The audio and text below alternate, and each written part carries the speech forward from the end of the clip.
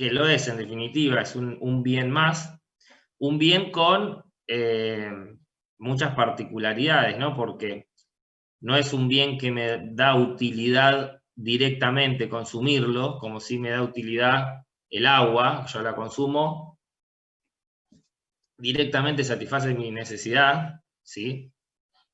En cambio, el dólar tiene ciertas particularidades porque indirectamente satisface mi necesidad de proteger mis ahorros, por ejemplo, y demás, por decir algún ejemplo.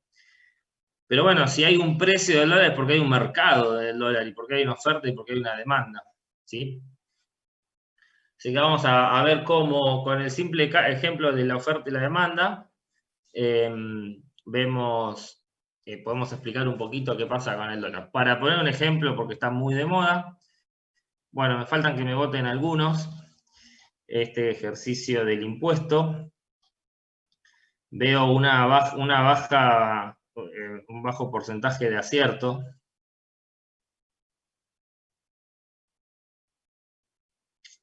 Es un tema que les recomiendo lectura al respecto. Está en el apunte de la semana pasada. Bueno, voy a dar por terminada esta encuesta.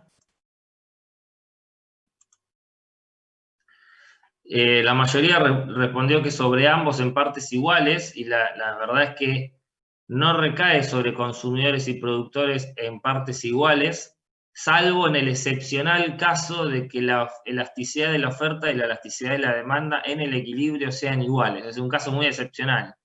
Generalmente recae sobre ambas partes, eso está bien, pero recae mayormente sobre los agentes detrás de la curva menos elástica, ¿sí?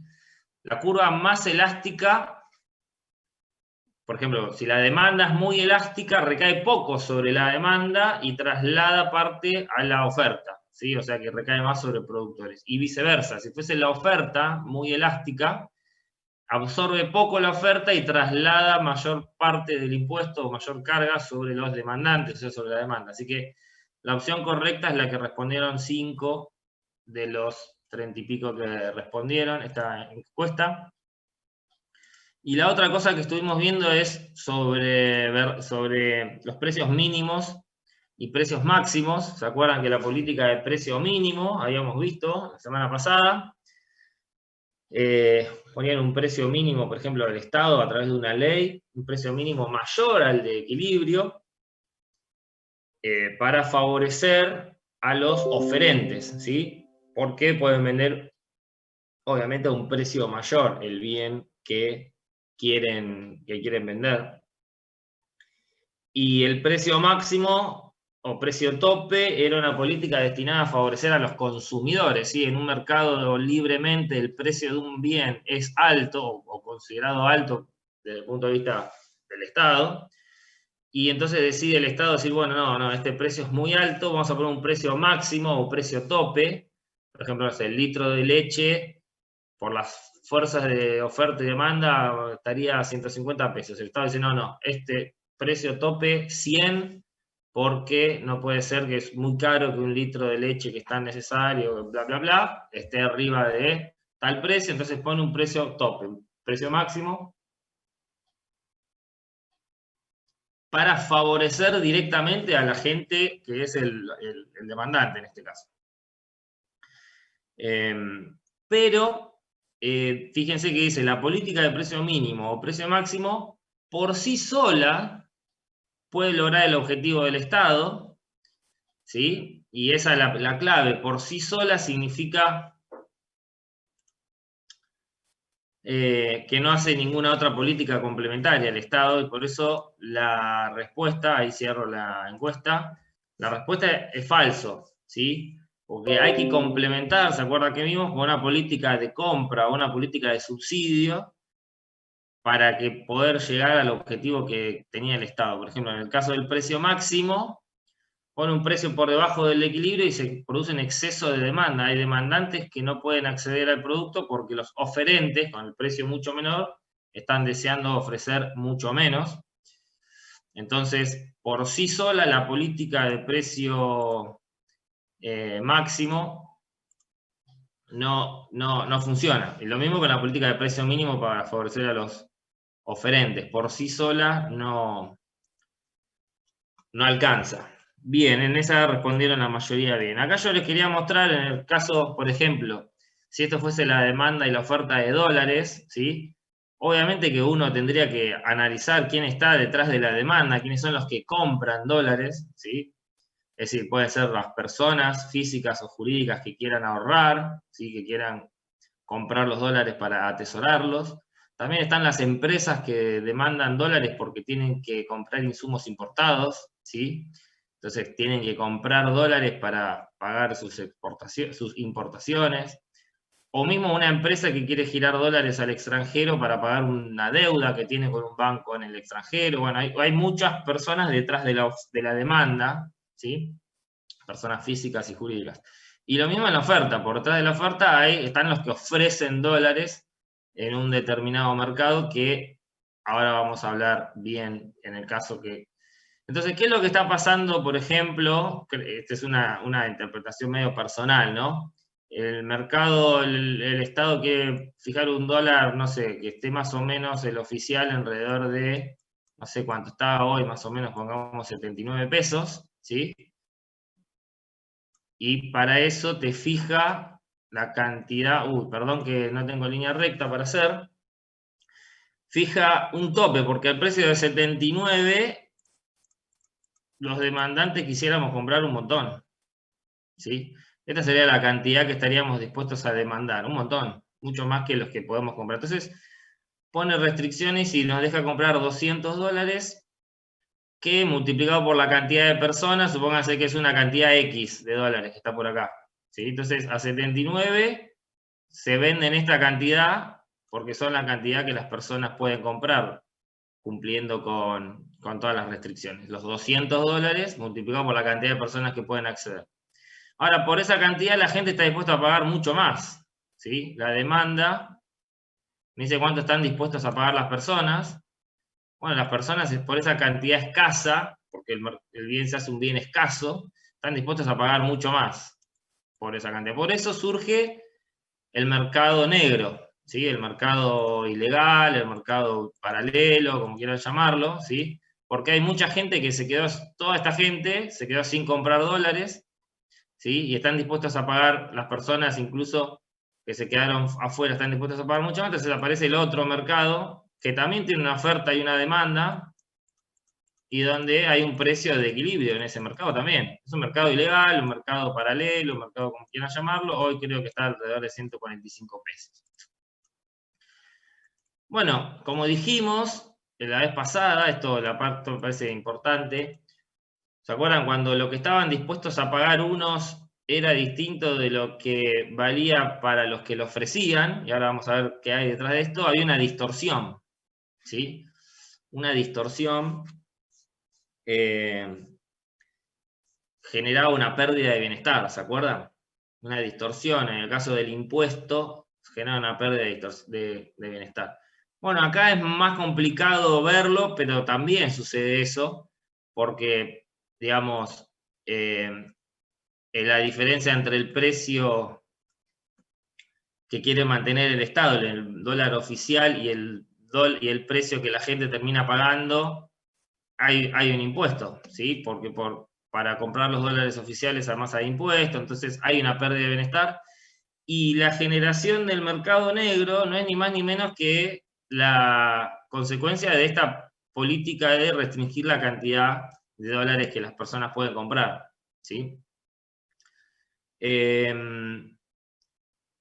A ver, sin entrar en ninguna consideración, digamos, política, esta es una medida transitoria que hay que evaluar, obviamente. El Estado pone un tope porque ve que evidentemente se estaba quedando sin reserva. Y ahora voy a lo que quería decir hoy, porque ¿quién está detrás de la oferta?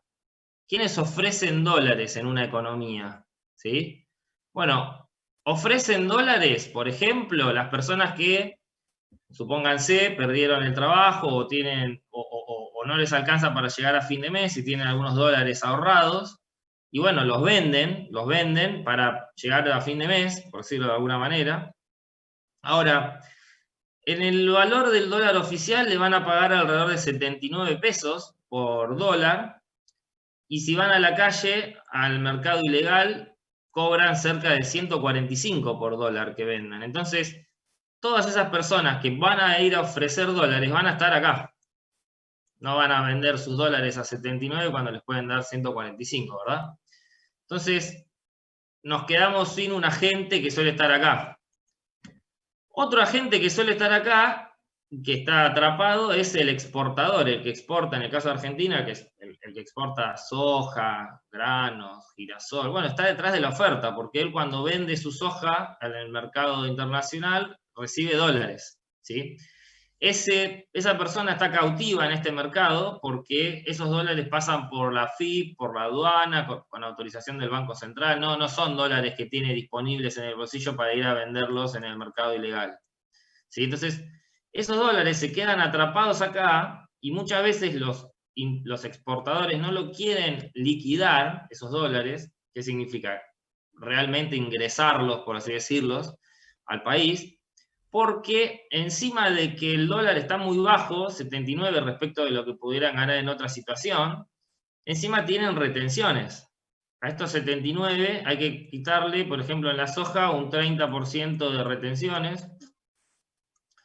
Entonces, le queda un dólar de alrededor de 55 pesos. Por cada dólar que ellos generen, le van a pagar 55 pesos. Fíjense el nivel de distorsión, ¿sí? Si yo como persona física quisiera comprar dólares y estoy pagando alrededor de 145 pesos, y el exportador que trae dólares al país por cada dólar gana 55 pesos. O sea, un nivel de distorsión terrible, casi el triple, ¿sí? Casi el triple me cuesta a mí, si quiero comprar un dólar, que lo que gana el que trae los dólares. Entonces, hablábamos la vez pasada de que las distorsiones eran, digamos, malas en términos de pérdida de bienestar, y este es un mercado con un nivel de distorsión gigante para mí. Bien, entonces esta oferta está muy restringida y como siempre hay demanda de gente que quiere comprar los dólares, bueno, queda el Banco Central que pone a su disposición las reservas para mantener este dólar a 79, ¿sí? Porque de vuelta hay una oferta y hay una demanda. Después habría que analizar si la oferta es más vertical o más plana, la demanda es más vertical o más plana, si la elasticidad. Pero digamos, alguien tiene que ofrecer los dólares para que se satisfaga la demanda, esta cantidad demandada que yo marqué por acá, al precio de 79. Y es el Banco Central. Entonces, de ahí que venía el problema del Banco Central y que estaba perdiendo sus reservas. Bien. Esto, nada, una nota de color antes de empezar la clase para que veamos que el simple modelo de oferta y demanda nos ayuda a explicar, ¿sí? Un muy simple modelo de oferta y demanda nos ayuda a explicar, en este caso, un mercado muy particular y muy complicado también, ¿sí? Muy difícil o muy, digamos, rebuscado, ¿sí? ¿Sí? Para conocer bien un mercado tenemos que ver quiénes son los que están detrás de la demanda, por qué quieren demandar y cómo, bajo qué condiciones, quiénes son los que están detrás de la oferta, ¿sí? Lo que estamos hablando hoy. Cómo aplica la política del gobierno. El gobierno quiere decir, bueno, pone un tope, ¿sí? Un tope de dólares. Entonces, se venden a un determinado precio cuando la gente estaría dispuesta a pagar más, y por eso es que surge el mercado negro, mucha gente que no puede comprar. Bueno, todas esas cosas que vemos que suceden se pueden explicar con el modelo bastante simple de oferta y demanda. Bien. Esto fue una nota de color más que nada porque dos cosas. Primero, estuve viendo la clase de Ramiro y está muy completa la clase de hoy. Y creo que lo que nos toca dar a nosotros se solapa mucho, es decir, vamos a repetir muchas cosas que van a ver en el video de Ramiro, de la clase teórica. Así que bueno, nada, me tomé, digamos, el ratito como para agregar algo. Sofi, ¿cómo vamos con el tema del chat? ¿Todo bien? Sí, todo bien. Estuvieron haciendo comentarios de lo que vos decías, pero todo bien. Bien. Bueno, después me gustaría ver algunos, los voy a ver los comentarios. a ver, yo lo que estaba tratando de demostrar un poco es usar un poco las herramientas de la teoría económica, que obviamente no es exacta, porque este modelo de oferta y la demanda es una simplificación de la realidad, pero bueno, medio para aplicarlo a casos particulares que se puede hacer y que es la idea. Bueno, en la clase de hoy vamos a hablar de la producción. Si no vieron el video de Ramiro, espero por lo menos que hayan podido leer algunos de los capítulos indicados, el libro de Pindic, o el libro de Parkin, o hay creo que también un capítulo en el libro de Mochón. Lo que tenemos que aprender acá, y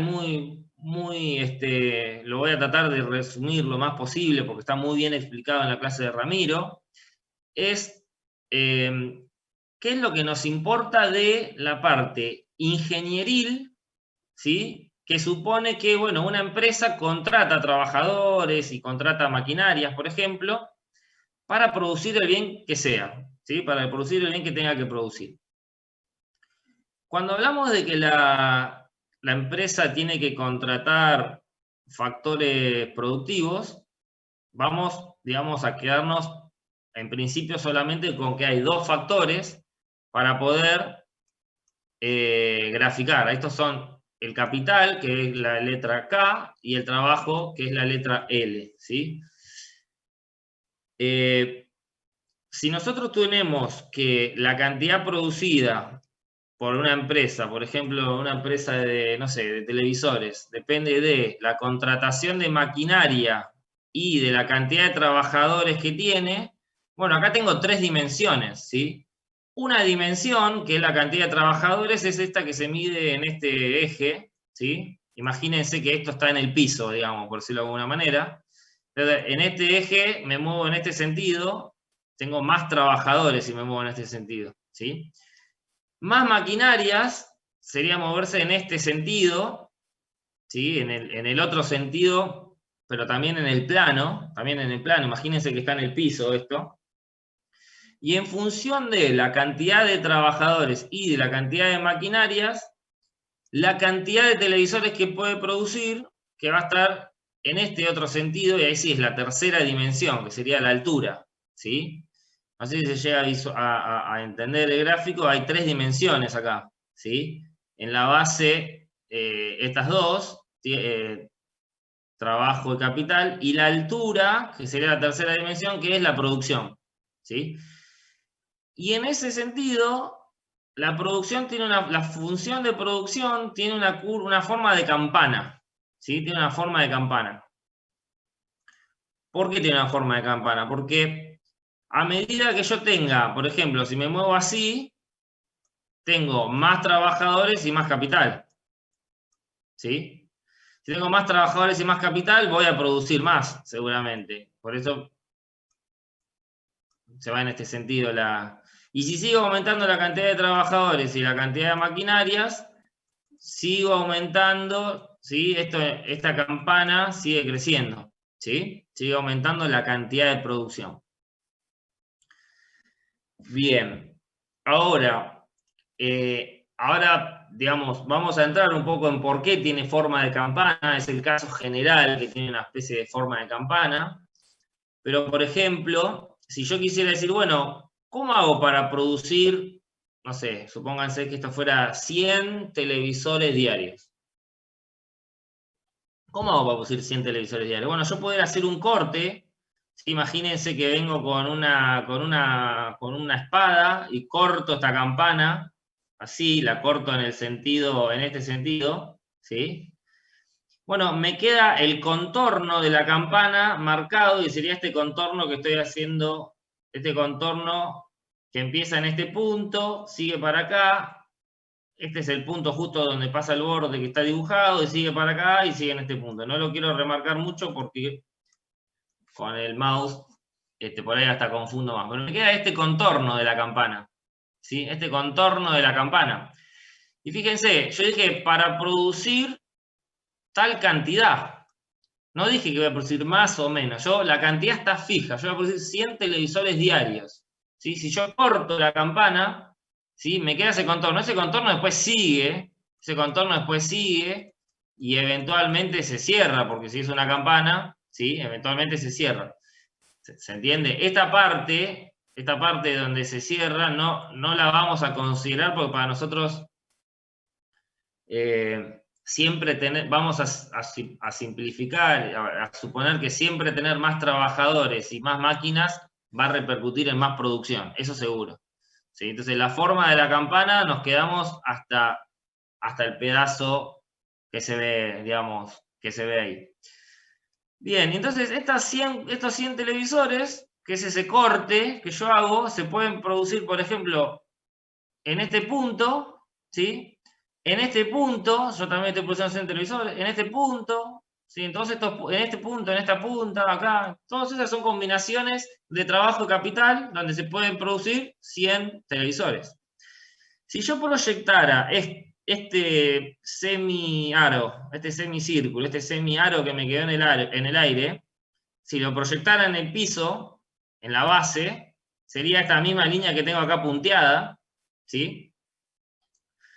¿Me siguen hasta acá? Significa que esta producción de 100 se puede producir, por ejemplo, fíjense, con todos estos trabajadores y, imagínense que esto va recto, y poquitas máquinas. Esto de máquinas y todo esto de trabajadores, ¿sí? Pero también se puede producir con poquitos trabajadores, pónganse que está por acá, me voy acá, y muchas máquinas, o más máquinas, ¿sí? Poquitos trabajadores y más máquinas. Sí, lo que me dice esto que las tecnologías de producción generalmente aceptan o incorporan la posibilidad de que para producir una cierta cantidad yo puedo utilizar muchos trabajadores y pocas máquinas, o muchas máquinas y pocos trabajadores, o una cantidad más o menos parecida de ambos, ¿sí? Entonces, ese concepto es porque los factores de producción, el trabajo, o sea, la cantidad de trabajadores u horas hombres de trabajo contratadas y la cantidad de máquinas, son complementarios entre sí, porque se complementan en la producción, pero también tienen un grado de sustituibilidad entre sí. Yo puedo sustituir el hecho, digamos, si tengo menos máquinas con unos cuantos trabajadores y mantenerme en el nivel de producción, ¿sí? Esto está, digamos, está en la base de la teoría y está aplicado, no se preocupen, en los libros y en el video de Ramiro. Bien, esta curva, vamos a borrar esta curva que me quedó acá punteada, en el espacio, fíjense, L y K, ¿sí? Si me olvido de la tercera dimensión, esta curva que me queda, se llama isocuanta, ¿sí? Una curva isocuanta o isoproducto, iso significa igual, y cuanta es de cantidad, ¿sí? Entonces, igual cantidad.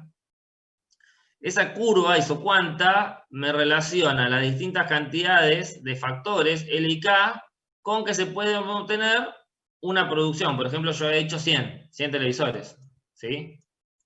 Yo he dicho 100 televisores, se pueden con todos estos trabajadores y pocas máquinas, con menos trabajadores y más máquinas, y así sucesivamente, ¿sí? Todas las combinaciones de trabajo y capital que me permiten producir 100 televisores, ¿sí? Eso es el concepto de isocuanta. Y acuérdense esto que yo les dije, imagínense que a este nivel, por ejemplo Q0, hago un corte como si fuese con una espada y me queda este contorno, ¿sí? En el aire en este caso, pero después lo proyecto al plano de abajo, ¿sí? Esto más que nada, en el video de Ramiro está más explicado, es para que entiendan el concepto de isocuanta.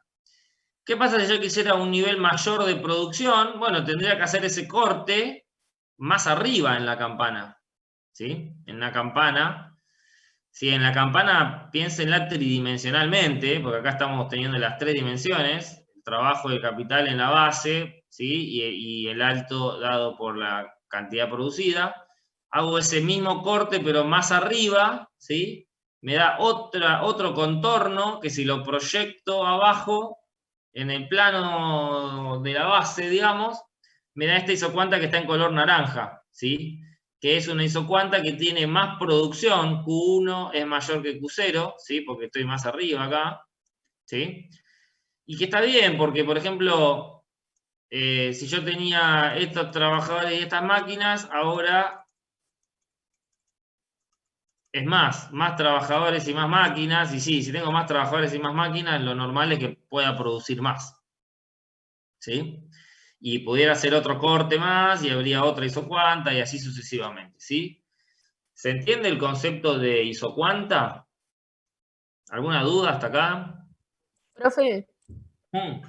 ¿lo podría explicar otra vez la isocuanta? Porque no me quedó bien claro. Sí, imagínate, para empezar, que, digamos, imagínate, recordemos que la producción depende de dos factores: cuánto tengo de trabajadores y cuánto tengo de máquinas, ¿sí? Si tengo más trabajadores y más máquinas, va a haber más producción, eso seguro. Bueno, eso se relaciona mediante esta forma de campana, que es el caso más general, que tenga forma de campana, en este gráfico tridimensional, ¿sí? Fíjense, acá tengo más de trabajadores, en este eje tengo más de capital, ¿sí? Y en este sentido se mide, en esta altura se mide la cantidad de producto que yo produzca. No sé, si produzco televisores con trabajadores y con maquinaria, bueno, esta sería la cantidad de televisores, ¿sí? Y esta campana, imagínensela tridimensionalmente, imagínense que tienen en la mano una campana, ¿sí? Me dice eso justamente: cuánto produzco con una cantidad de L y una cantidad de K, ¿sí? Tendría que ubicar el punto en un lugar tridimensional, ¿sí? Por ejemplo, si yo tengo esta cantidad de trabajadores y esta cantidad de máquinas, ¿sí? Voy a producir, voy a producir esta cantidad que está en este punto de producción, esta cantidad Q0, ¿sí? Entonces, supóngase que tengo, no sé, 3 trabajadores y 3 máquinas. Bueno, con 3 trabajadores y 3 máquinas, produzco, por ejemplo, no sé, 100 televisores a la semana, ¿sí? Eso es la función de producción, esa es la definición de función de producción. La función de producción me dice la cantidad máxima que puedo obtener del producto que obtengo, del producto que produzco, con la cantidad de trabajadores y máquinas con la que dispongo, ¿sí? Bien, entonces ahí hablamos de un punto. Y así se pueden generar todos los demás puntos en esta campana. Si yo tengo que decir cuántos trabajadores, cuántas máquinas, y ese punto lo tengo que proyectar para arriba, en el sentido, ¿sí? Para tener la tercera dimensión, y me da un punto sobre la campana, que es, por ejemplo, por acá. Bien. Hasta ahí estamos con la producción en 3 dimensiones. Ahora, si yo agarro una espada, ¿sí? Y a esa campana la corto, le hago un corte así, como implica esta raya, ¿sí? Me va a quedar este contorno de la campana, que es justamente, o sea, si yo hiciera todo el corte de la campana, me tendría que quedar esto, ¿no? Porque la campana, si yo la miro de arriba, va a ser un círculo, ¿sí? Si yo la corto, la campana. Ahora, obviamente, como yo les dije recién, y después lo vamos a ver, esta parte que se cierra mucho no nos va a interesar a nosotros desde el punto de vista de la economía. Ya vamos a llegar más adelante por qué. Pero lo que sí nos dice ese contorno es que, bueno, yo dije, yo quiero producir 100 televisores, ¿no? 100 televisores en este punto ya saqué la cuenta que se podía producir con 3 y 3. 3 máquinas y 3 trabajadores, ¿sí? Este punto. Pero este contorno son distintas combinaciones en donde yo siempre sigo produciendo 100. Entonces, este punto, por ejemplo, si este punto yo lo tuviera que traspolar hacia abajo, hacia el plano, en el piso, digamos, es este punto de acá, que sería, por ejemplo, no sé, por decir algo, 6 máquinas, y me tengo que mover en paralelo con este eje K, ¿sí? Y, por ejemplo, no sé, 2 trabajadores, ¿sí? ¿Se entendió? O sea, otra combinación en donde yo puedo producir 100 trabajadores, pero no uso 3 máquinas y 3 trabajadores. En este caso uso 6 máquinas y 2 trabajadores. ¿Sí? Y lo mismo podría hacer con otro punto en este contorno. Un punto por acá, u otro punto por acá, u otro punto por acá. En este contorno son todas combinaciones de capital y trabajo que me dan 100 televisores. Ahora vamos a llegar a la isocuanta y lo vamos a ver un poco mejor. Por ejemplo, yo recién le decía, bueno, ahí tengo un nivel de producción. Si quisiera un nivel de producción mayor, bueno, lo mismo, hago un corte de esa campana, pero más arriba.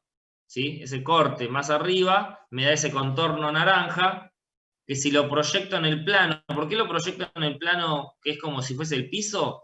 Porque nosotros ahora vamos a pasar a trabajar en 2 dimensiones, porque es muy complicado trabajar en 3 dimensiones. Acá estamos viendo en 3 dimensiones, la verdad que estos gráficos no sé quién los hizo, creo que Pedro, el titular, Pedro Velasco. Es medio complicado ver todo en 3 dimensiones y explicar todo en 3 dimensiones. Entonces, no, lo que queremos que sepan es que de las 3 dimensiones, que es la producción cuando hay 2 factores, K y L, ¿sí? Esto que hacemos de proyectar este contorno hacia abajo y que nos dé esta línea punteada, que están acá, estas 2 nada más, pero pueden ser muchas más, las podemos visualizar de esta otra manera, directamente trabajando como más cómodo nos queda en 2 dimensiones. ¿Sí? Acá yo hice curvas, esto es también de un archivo viejo, ¿sí? Curvas como más suaves, no tan encorvadas, digamos, no tan curvadas, o como se diga. Entonces, esta es una isocuanta, ¿sí? Esta es una isocuanta, significa que el nivel de producción en cualquier punto en esa isocuanta es el mismo, ¿sí? Por ejemplo, en el punto A contrata todo esto de capital, perdón, todo esto de capital, el número que sea, no importa, 10 máquinas, por ejemplo, y estos cantidad de trabajadores, ¿sí? Y produce este nivel de producción. No sé, supónganse que sea los 100 televisores, perfecto, 100 televisores. Bueno, también puede producir 100 televisores con menos máquinas, ¿sí? Con menos máquinas y con más trabajadores, ¿sí? Ahora, si va a tener menos máquinas, bueno, sí, voy a tener que tener más trabajadores porque si no, ¿cómo hago para mantener la producción en 100? ¿Sí? ¿Se entiende? Veo que hay una mano levantada, no sé si... Sofi, ¿te escribieron algo en el chat? O... Me parece que fue sin querer, porque Ah, pusieron acá en el... Me salió, puso, no sé, creo que sí. Que fue sin... Bueno, perdón, cualquier perfecto. cosa yo te aviso. Bien. Entonces, y lo mismo entonces en el punto C, con menos máquinas todavía, ¿sí? Acá estaba con este nivel de máquinas, con menos máquinas,